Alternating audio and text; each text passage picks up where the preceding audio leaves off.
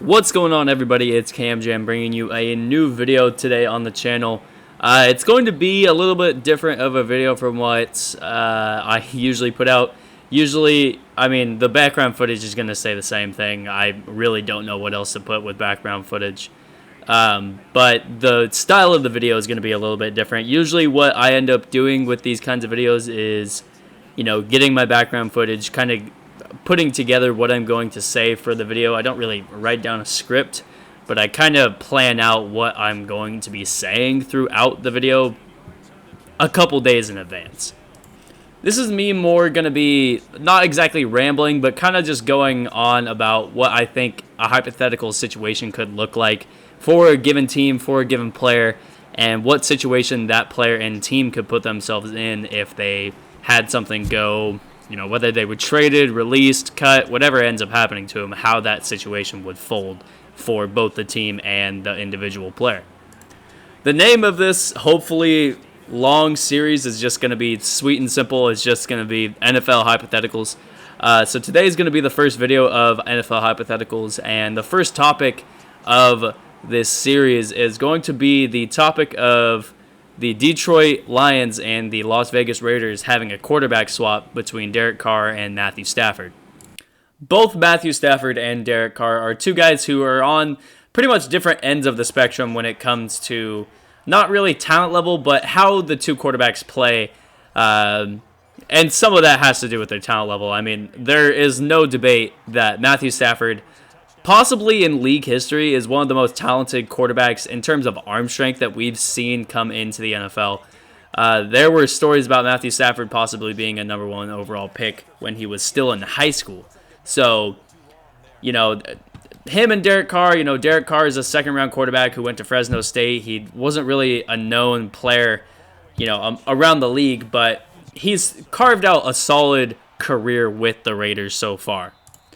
The height of the Derek Carr train in Oakland reached its pretty much peak in the 2016 season when he went 12-3 as a starter for the Raiders and then was injured in the final game of the season. I believe he had something wrong. I believe he got an injury to his back or his leg area. I'm pretty sure it was his back.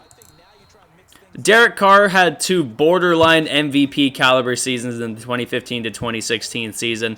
But ever since he got injured in that 2016 season, it seems like we haven't really been seeing the same Derek Carr.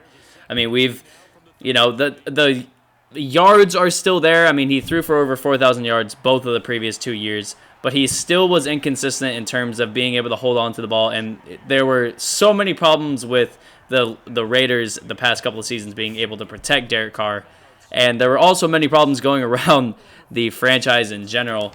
There was Mike Mayock coming to the team as the general manager. People were throwing shade to the Raiders pretty much all year, thinking Mike Mayock couldn't go from a TV job to running an NFL franchise. He pretty much proved him wrong last year. And John Gruden is in his second stint as the Oakland Raiders, I guess now Las Vegas Raiders coach. And again, many people were saying he couldn't go from his TV job at ESPN for Monday Night Football just to being an NFL coach again.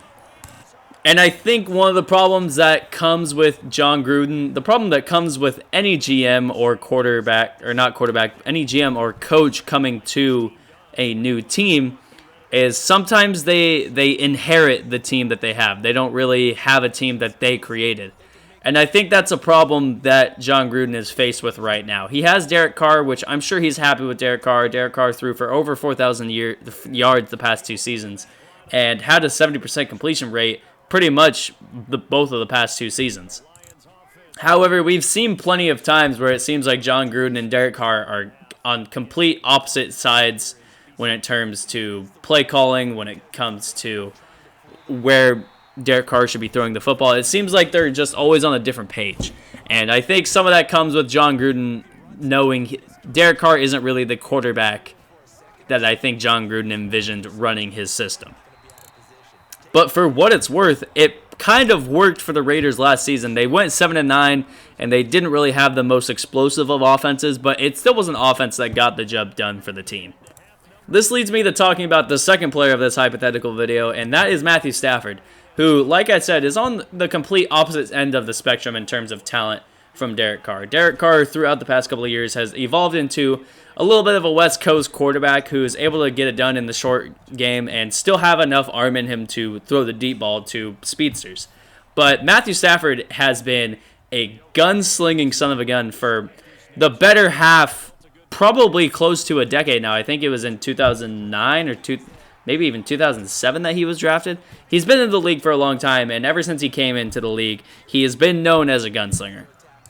Matthew Stafford, in literally his third season in the NFL, threw for over 5,000 yards, over 40 touchdowns, had a 63% completion percentage, and took the Detroit Lions to a 10-6 record, which I'm looking at his stats right now. He didn't even make the Pro Bowl. He didn't even make the Pro Bowl last season, that season, which is absolutely astonishing. I would have voted for him for MVP that season. But anyways, Matthew Stafford has been easily a top 5 to top 10 quarterback in the league the past decade, and it shows in his stats. He's had over 4,000 yards passing every single year that he is healthy, except for one, and that was the 2018 season when he threw for 3,700 yards. But still, 3,700 yards is nothing to scoff at. It's a perfect match between, in my opinion, it's a perfect match between Matthew Stafford and the Las Vegas Raiders, because now with what the Raiders are building, they have a solid run game with Josh Jacobs, and they have an already okay wide receiver group and tight end with Darren Waller. But now that they've added Henry Ruggs, they add possibly a top 10 speed talent in the NFL. And I don't know if Derek Carr is exactly the guy to, make the most out of Henry Ruggs in his rookie season. There's another stark difference when thinking about Derek Carr and Matthew Stafford. And that's a bit, in my eyes, it's how the organization has treated both of these quarterbacks. Derek Carr, throughout his career, has had many players drafted the team that are seen as future building blocks for the organization and at least pave the way for the team to start winning now, and it helps them for their future needs as well. However, the Detroit Lions have not done this for Matthew Stafford, and it's gotten to a point where this last draft really, for me, should signal that the Lions are forever and will probably, for the next 10 to 15 years, be always kidding with everybody about the fact that they're going to compete, when every move that they make is just another colossal error in terms of how they fill their roster, how they fill their coaching staff. Nothing ever seems to add up, and they've wasted now 3 Hall of Fame careers between Calvin Johnson, Barry Sanders, and Matthew Stafford. Since 2009, the Detroit Lions have ranked inside of the top 16 in terms of team defense twice. 2 times in a decade. And that's with coaches like Jim Schwartz and Matt Patricia for a bulk of this, past decade. Those were the coaches for the team, and even then, that's when they were at their worst defensively. At least with the Raiders, when they hired the coaches they did, whether it was Jack Del Rio, whether it's now John Gruden, you can see why they're making the moves, and the style of play that the coaches are bringing to the table with Derek Carr, it seemed to have panned out, at least in the short term. Jack Del Rio, when he was the coach, Derek Carr had his best year of his career. Now that John Gruden's in the fold with the Raiders, Derek Carr is passing more accurately than he has ever been. So every move that the Raiders, not every move, I won't say every move, but many moves that have been made for the Raiders since they acquired Derek Carr in the draft, many of these moves have gone to help Derek Carr and help the Raiders get wins. And the Detroit Lions cannot say the same with Matthew Stafford. Another thing to look at for the Detroit Lions is the type of talent that they've drafted over the past decade since they acquired Matthew Stafford in 2009. And it seems like for many of these guys, they have an okay time in Detroit, but as soon as they leave the Motor City, they seem to have their career skyrocket.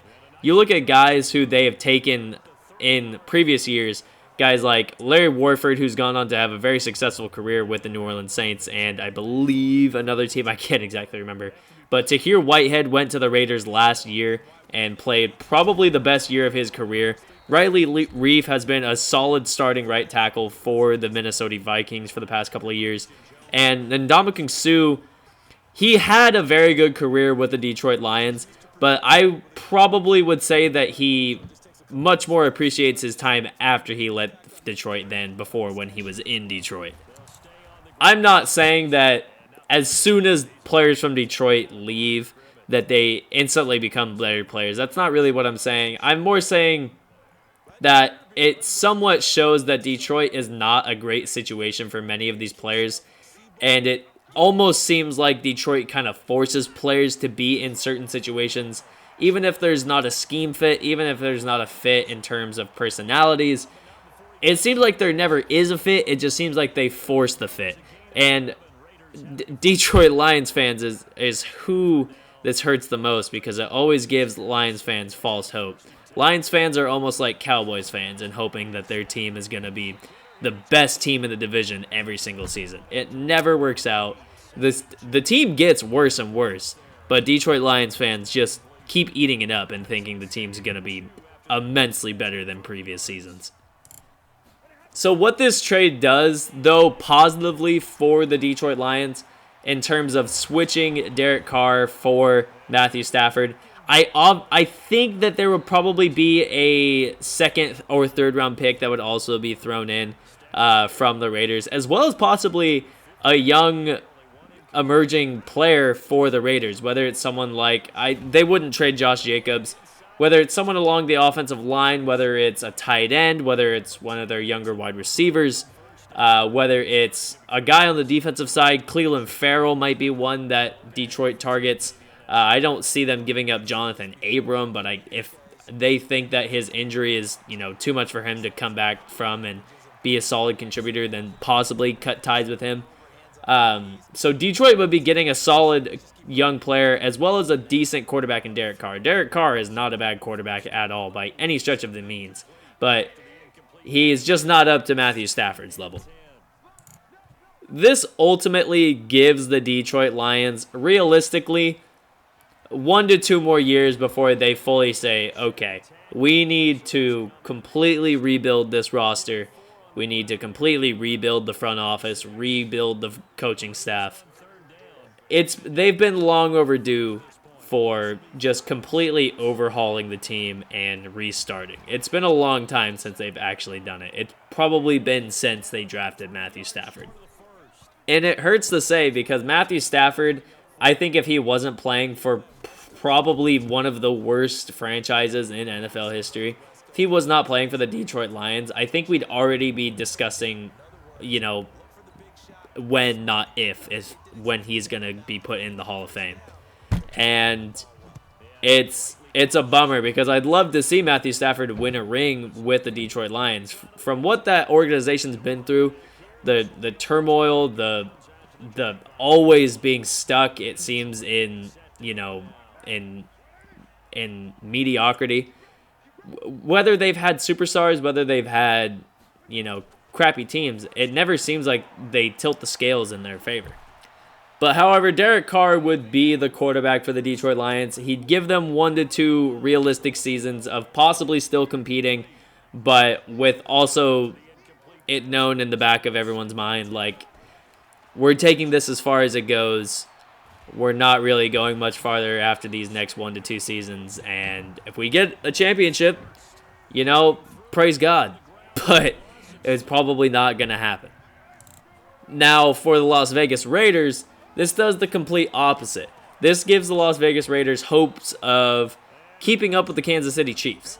That's really what I think the goal needs to be for many teams, not only in the division, but teams in the AFC and in the NFL in general.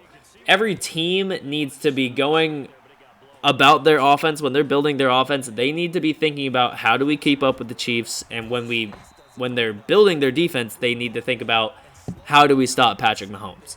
That literally is the only 2 questions that need to be asked around NFL teams for the next decade, is how do we keep up with Patrick Mahomes and how do we stop Patrick Mahomes?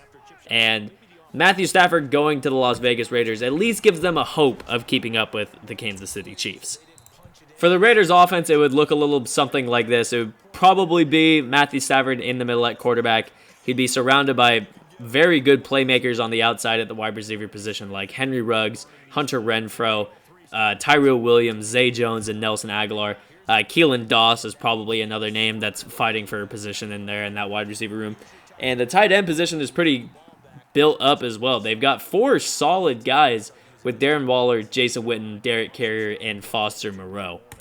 The Raiders also took steps in order to try to fix up the defensive shortcomings that they had last season. They signed a pair of solid linebackers with Corey Littleton and Nick Kwiatkowski in the offseason, and they also brought in a couple of decent corners with Damon Arnett and Amik Robertson, who was a underrated unknown corner going through the college football season last year. So with everything, all of that being said, like I said, it gives Detroit and Las Vegas something positive in return.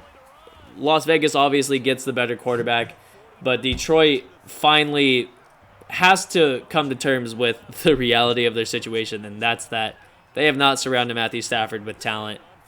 They need to get as much out of him as possible because they're not winning a championship with him. They're probably not going to the playoffs very much with him. And they're just going to be stuck in the middle of the NFL for probably the next 5 to 10 seasons if they keep Matthew Stafford around.